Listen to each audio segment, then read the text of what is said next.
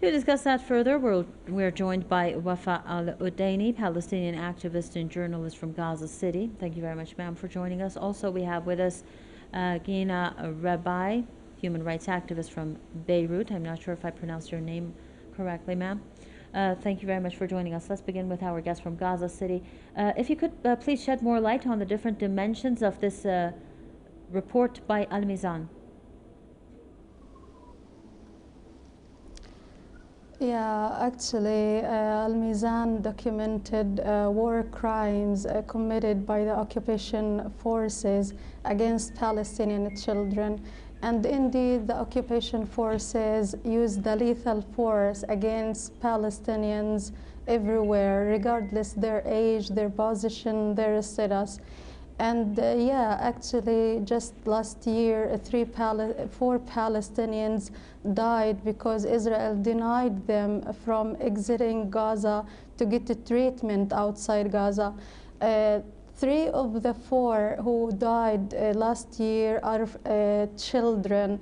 So Israel actually used all ways possible in order to target Palestinian, in particular Palestinian children.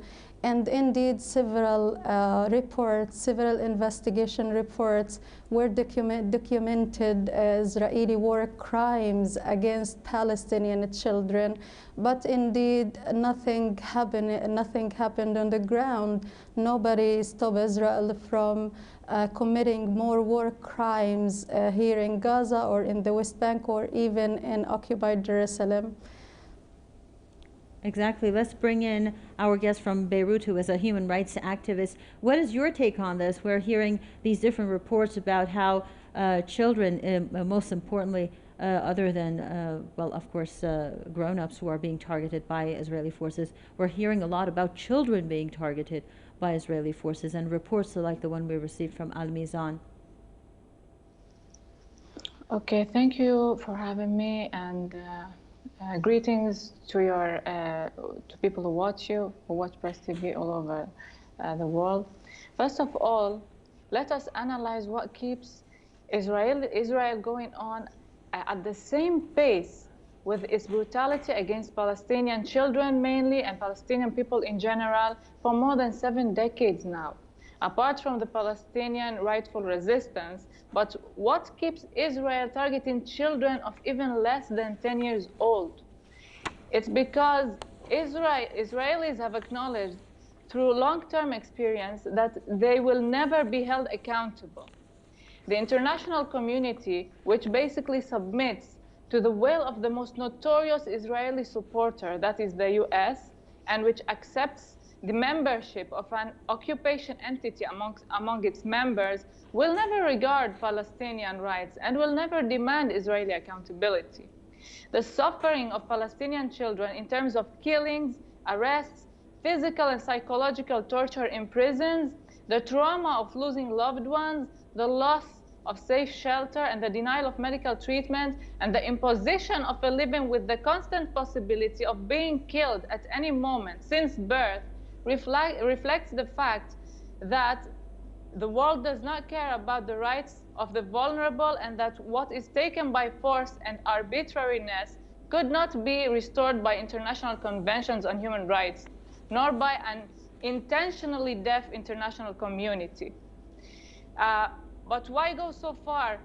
The very so-called Palestinian Security Coordination Government of Mahmoud Abbas not only normalizes with the Zionist occupation, but provided with security aid and information. Mahmoud Abbas and his government are defiant traitors. They are satisfied with the presence of a Zionist occupation on Palestine because they benefit from it and gain their power and wealth from it. In return for their betrayal, they live on the blood and devastation of the Palestinian people, and therefore they are accomplices in every Israeli crime. Today, Israel and all its agents and those who support it or normalize with it, whether secretly or openly, are all responsible for every bloodshed and massacre committed against Palestinian children and innocent people, namely Mahmoud Abbas and his government, the USA, Britain, Arab regimes that normalize, the Saudi dynasty, the Al Zayed and Al Maktoum dynasty in the UAE, the Al Khalifa dynasty in Bahrain, the Al Thani dynasty in Qatar, the Egyptian, Jordanian, Moroccan, Sudanese regimes, and the mercenaries in their mainstream media. They all have innocent Palestinian blood on their hands.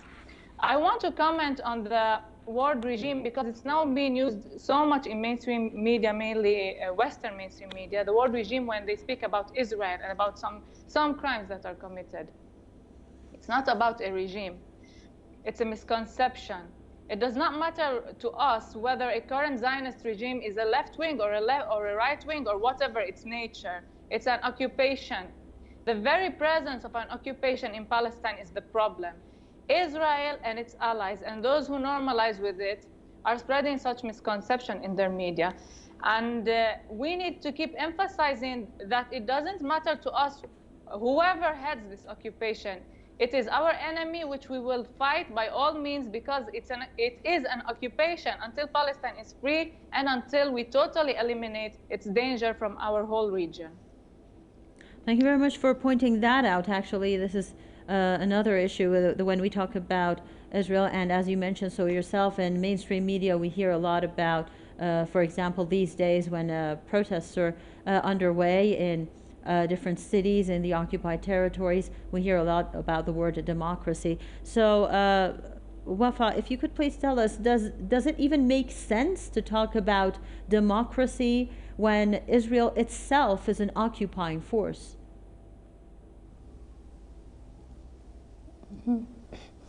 Actually, they just pretend that they are democracy or democratic state, but indeed they are not democratic at all. And if we talk about the new Israeli government these days, actually they are so racist.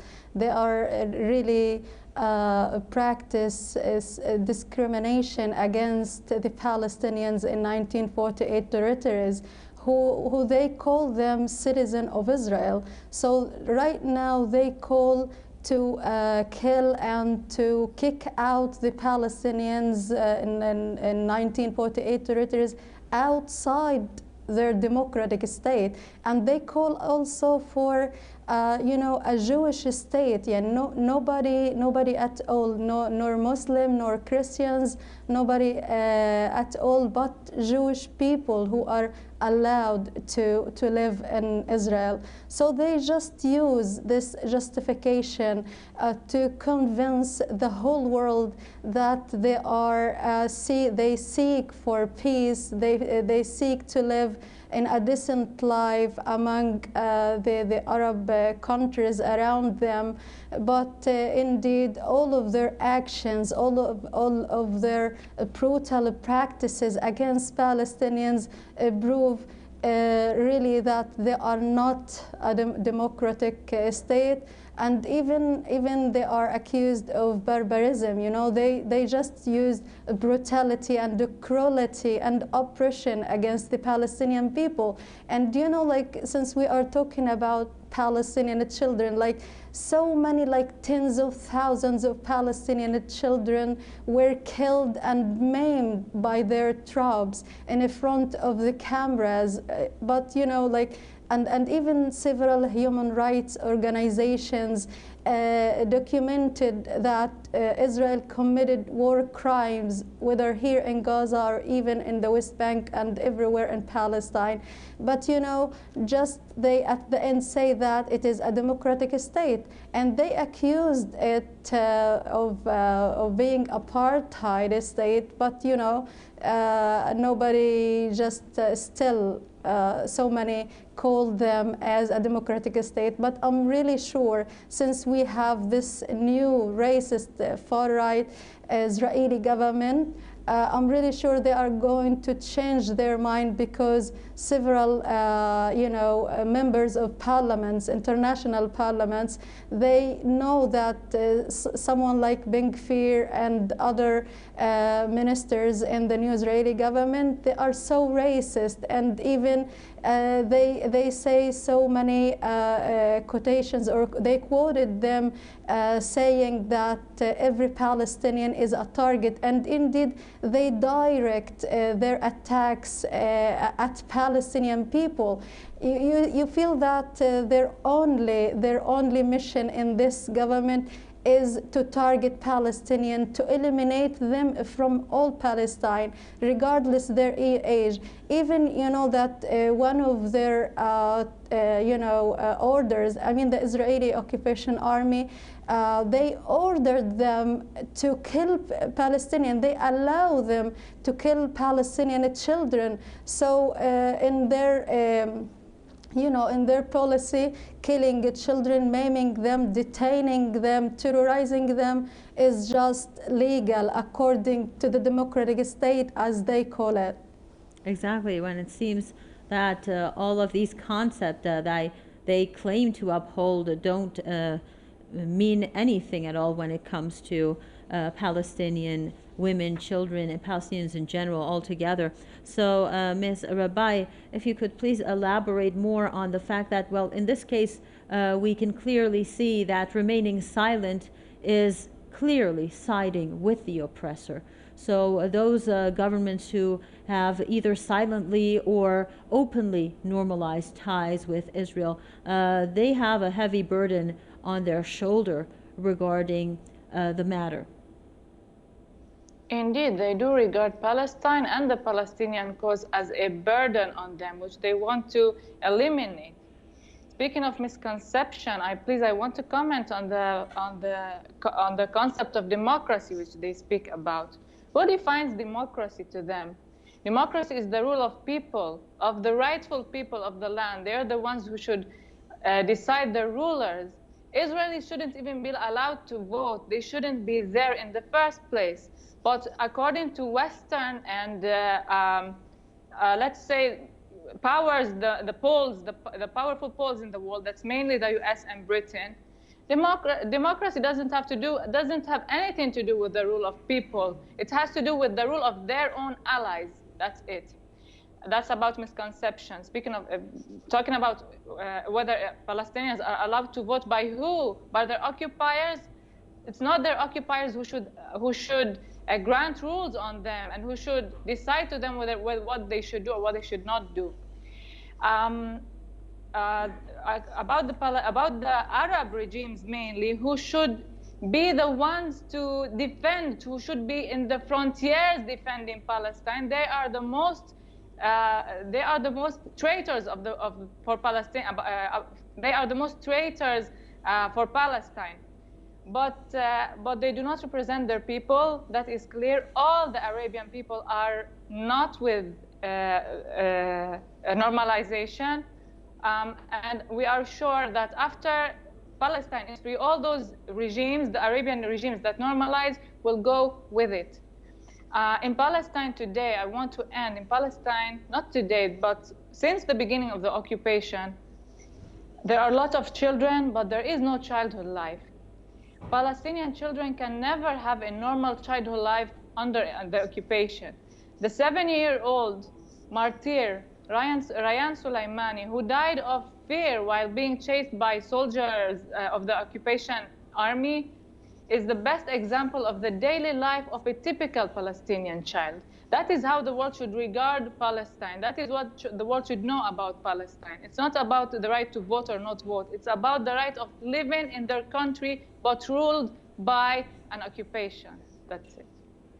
Thank you very much for your elaborations, Ghina Rebai, a human rights activist, joining us live from Beirut, and Wafa Al-Udaini, Palestinian activist and journalist from Gaza City.